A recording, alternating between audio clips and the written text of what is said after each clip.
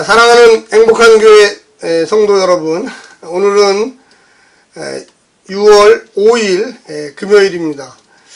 우리가 이렇게 고린도 전서를 계속 공부하면서 생각할 수 있는 것은 교회가 어떤 곳이고 또 어떤 방향으로 나아가야만 하는가에 대해서 이 고린도 전서가 잘 이야기해 주고 있습니다. 우리가 반면 교사라고 하지 않습니까? 어떻게 보면 남의 잘못한 것을 보면서 나는 그쪽으로 가지 않아야 되겠다 라고 생각할 수 있는 게 바로 이 고린도 전서입니다. 이 고린도 전서는 AD 1세기 지중해 연안에 있는 초대교회들 가운데 가장 여러 가지 문제들이 많이 있었다고 할 수 있는 교회였습니다. 그래서 무려 사도 바울이 4번에 걸쳐서 이 편지를 썼고요. 이 고린도 교회에 지금까지 남아있는 이 2번째, 4번째 이 편지가 바로 고린도 전서, 후서가 이렇게 된 것입니다. 우리가 오늘날 신앙생활을 하고 또 현재 있는 교회들도 당연히 문제가 있죠. 사람이 모이는 곳에 문제가 있습니다. 그런데 우리가 또 기뻐해야 될 것은 그런 문제들을 통하여 또 우리가 깊이 고민하게 되고 또 하나님께 기도하게 되고 그러면서 하나님과 더 깊은 관계를 형성할 수 있게 된다는 것입니다. 이제 이 사도 바울이 이 고린도 전서를 쓰게 된 원인에 대해서 이제 직접적으로 그 갈등의 원인, 이 고린도 교회 분쟁의 원인들을 지적하면서 하나하나 해결 방법을 제시하고 있습니다. 먼저 성우들이 읽어주는 말씀을 듣고 다시 오겠습니다. 오늘은 매일 성경 고린도전서 3장 1절부터 15절까지의 말씀입니다. 3장.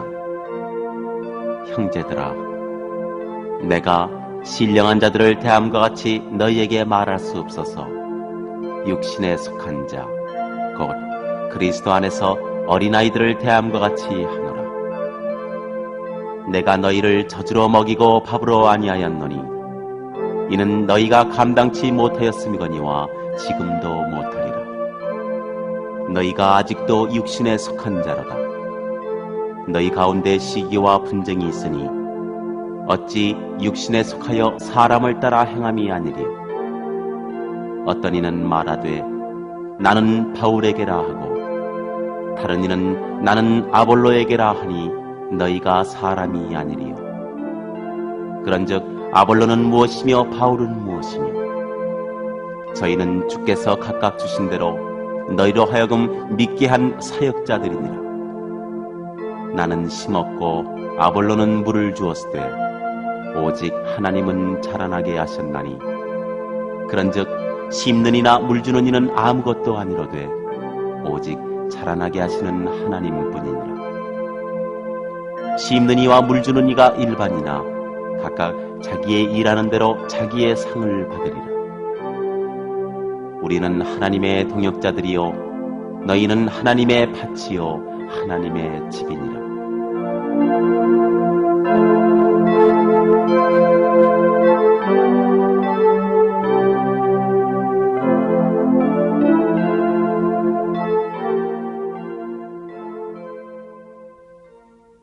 내게 주신 하나님의 은혜를 따라 내가 지혜로운 건축자와 같이 터를 닦아두매 다른 이가 그 위에 세우나 그러나 각각 어떻게 그 위에 세우기를 조심할지니라. 이 닦아둔 것 외에 능히 다른 터를 닦아둘 자가 없으니 이 터는 곧 예수 그리스도라.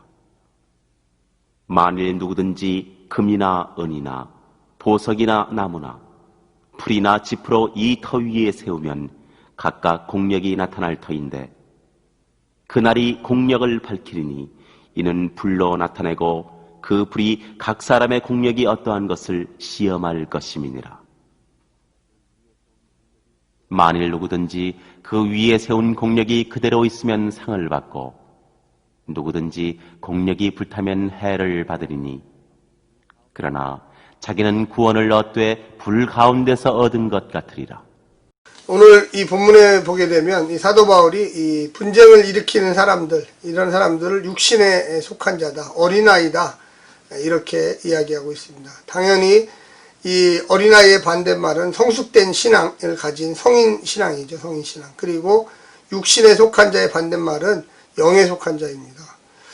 물론 여러 가지 그 논쟁은 있지만 우리가 단순하게 좀 생각해 본다면 과연 우리가 영에 속한 자, 하나님의 영이 우리 가운데 거하는 거죠. 그래서 내 육신이 원하는 대로 행하지 아니하고 하나님이 원하는 영으로 거룩한 영에 원하는 대로 순종하겠다는 겁니다. 그것이 바로 예수의 길이고 예수님이 원하셨던 길, 그 길을 정의와 진리 앞에 순종하면서 따라가게 되는 것입니다. 오늘도 본문에 보게 되면 1절의 마지막 부분에 육신에 속한 자 곧 그리스도 안에서 어린아이를 대함과 같이 하노라 이렇게 이야기하고 있습니다. 그러니까 고린도 교회 성도들을 이 바울은 신령한 사람들이 아니다 이렇게 생각했죠. 왜 그러냐면 그런 사람들이 분쟁을 일으킵니다. 항상 좀 성숙된 신앙을 가진 사람들은 참고 인내하고 설득하고 또 그리고 하나님의 임재와 거룩함이 나타나서 무언가 올바르고 또 거짓된 것들을 구별하여 판단해 주시기를 원하기 때문에 그렇습니다. 2절에 보면 내가 너희를 젖으로 먹이고 밥으로 하지 않았으니 이는 너희가 감당하지 못할 거니와 지금도 못하리라. 그러니까 육신의 것으로 하지 않는다. 3절에 보면 너희가 아직도 육신에 속한 자로다. 너희 가운데 시기와 분쟁이 있으니 어찌 육신에 속하여 사람을 따라 행함이 아니리요. 그래서 핵심 단어는 시기와 분쟁입니다. 오늘날도 그렇지만 AD 1세기에 특히 고린도 교회는 시기와 분쟁이 많았습니다. 파당을 짓고요. 또 이들이 자기들이 옳다고 언변을 높이고 그러면서 자기 주장만 하다가 서로 싸우게 되고 그리고 갈등하게 되고 분열합니다. 대부분 부흥하는 교회들은 이 시기와 분쟁이 그렇게 많지 않습니다. 물론 없을 수는 없어요. 그러나 이렇게 두각을 나타내지는 않고 양보와 타협 그리고 나보다 당신을 높게 생각하는 그런 마음들 그리고 가장 중요한 것은 단합입니다. 하나됨이죠. 1장에서도 이야기했지만 너희가 하나가 되라. 2장 첫 번째 부분에 또한 그렇게 얘기했습니다. 너희 마음을 합하라. 이 사도 바울이 얘기했죠. 그러면서 왜 파당의 원인이 뭐냐. 거기 보니까 나는 바울파다, 나는 게바파다, 그리스도파다, 아볼로파다 했는데 사실은 그게 중요한 게 아니지 않느냐. 거기에 보면 5절에 그런즉 아볼로는 무엇이며 바울은 무엇이냐. 주신 은사대로 열심히 노력했을 뿐인데 왜 그것을 중심으로 하여 뭉치느냐. 우리는 예수 그리스도를 중심으로 그리스도의 터 위에 교회를 세우는 거다. 각자 성의껏 하나님 나라 위해서 열심히 노력한다는 것까지는 좋아요. 그렇죠. 그런데 그게 분쟁의 원인이 되면 안 되죠. 그래서 그리스도의 터 위에 세운다는 건 참 좋은 일이다. 다른 예수님의 말고 다른 터 위에 세우는 건 이건 악한 거다. 그런데 각자의 은사대로 세우는 거다. 여기 보면은 여러 가지 그 건축물과 또 이 농사의 비유를 두 가지를 들어서 얘기합니다. 그래서 특별히 이 건축, 예수 그리스도의 터 위에 교회를 세우는데 금으로도 세우고 은으로도 세운다. 그러나 지푸라기로도 세우고 풀로도 세운다. 흙으로도 세운다. 야, 나중에 시험이 올 텐데 그 시험에 견디겠느냐? 이것은 무슨 뜻입니까? 이거는 은과 금으로 세운 것만이 그 불에 견딘다는 거예요. 흙, 풀 이런 거 헌신의 종류가 다르다는 거죠. 우리가 인간적으로는 모른다는 거예요. 아직은 몰라요. 시험이 와봐야 진짜 누가 진짜인지를 안다는 거죠. 그러나 자기 나름대로는 열심히 교회를 섬기는 거예요. 제가 목회를 20년 넘게 하면서 다양한 성도들을 만나봅니다. 나름대로는 교회를 생각한다고 이 말도 저에게 해주고 저 말도 해주고 또 헌금도 해주고 아이디어도 주고 또 여러 전도도 해오고 막 그래요. 참 멋지고 아름다운 거예요. 근데 1년이 지나고 2년이 지나고 3년이 지나면 그 원인 왜 그렇게 했을까? 진짜로 예수님을 사랑해서 그렇게 했을까? 아니면 나를 나타내기 위해서 나를 두각을 나타내기 위해서 그랬을까? 내가 옳다는 걸 증명해 보이려고 했을까? 오늘 본문이 바로 그런 거예요. 거기 보면 이렇게 나와 있습니다. 9절에 우리는 하나님의 동역자들이요 너희는 하나님의 밭이요 하나님의 집이니라. 내게 주신 하나님의 은혜를 따라 내가 지혜로운 건축자와 같이 터를 닦아두매 다른 이가 그 위에 세우나. 그러니까 터 닦는 사람 따로 있고 예수님을 예수님 위에 터 닦는 사람 따로 있고, 집 짓는 사람 따로 있고, 거기다가 장식품 다는 사람 따로 있고, 지붕을 얹은 사람 다 따로 있어요. 교회라는 게. 시기마다 하나님이 보낸 사람들에 의해서. 근데 자랑할 것은 예수님밖에 없어요. 11절에 보면 이 닦아둔 거 외에 능히 다른 터를 닦아둘 자가 없으니 이는 곧 예수 그리스도라. 그러니까 다른 사람은 자랑하는 거야. 야, 이 터가 잘못됐으면 거기다 뭘 하면 어떻겠느냐. 만약에 모래 위에다가 집을 렸다면 큰일 난다. 홍수가 나면 다 쓰러져 버린다.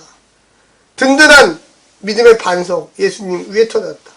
그리고 이 교회는 어떤 식으로든지 지어져요. 우리가 교회 뭐 여러 종류가 있잖아요. 뭐 아프리카에 가면 집으로 지은 교회도 있어요. 또 뭐 콘크리트로 지은 교회도 있고, 슬레이트로 지은 교회도 있고요. 예. 월세 내는 교회도 있고, 자기 건물 갖고 있는 교회도 있고, 전세 교회도 있고요. 어느 집은 가정에서도 몇 명이 모여요. 지금 이 사도 바울 선생님이 이야기하는 게 바로 그거예요. 그 외형이 그렇게 중요하지 않다. 정말로 하나님이 보시는 게 따로 있다. 그 진실한 마음과 헌신이다. 거기에 어디에 이런 말이 나옵니까? 12절에 보면 만일 누구든지 금이나 은이나 보석이나 나무나 풀이나 집, 앞에 세 개지는 불에 안 녹는 거잖아요. 금은 보석. 뒤에 세 가지 나무, 풀, 집은 다 녹는 거죠. 13절에 각각 공력이 나타날 터인데 그 공력을 밝히리니 시험에 불이 와서 다 태워버리는 게 있고 살아남는 게 있다는 거죠. 14절에 보면 만일 누구든지 그 위에 세운 공력이 그대로 있으면 상을 받고 누구든지 공력이 불타면 심판을 해를 받으리니 그러나 자기를 구원은 어때? 불 가운데서 얻는 것이니라.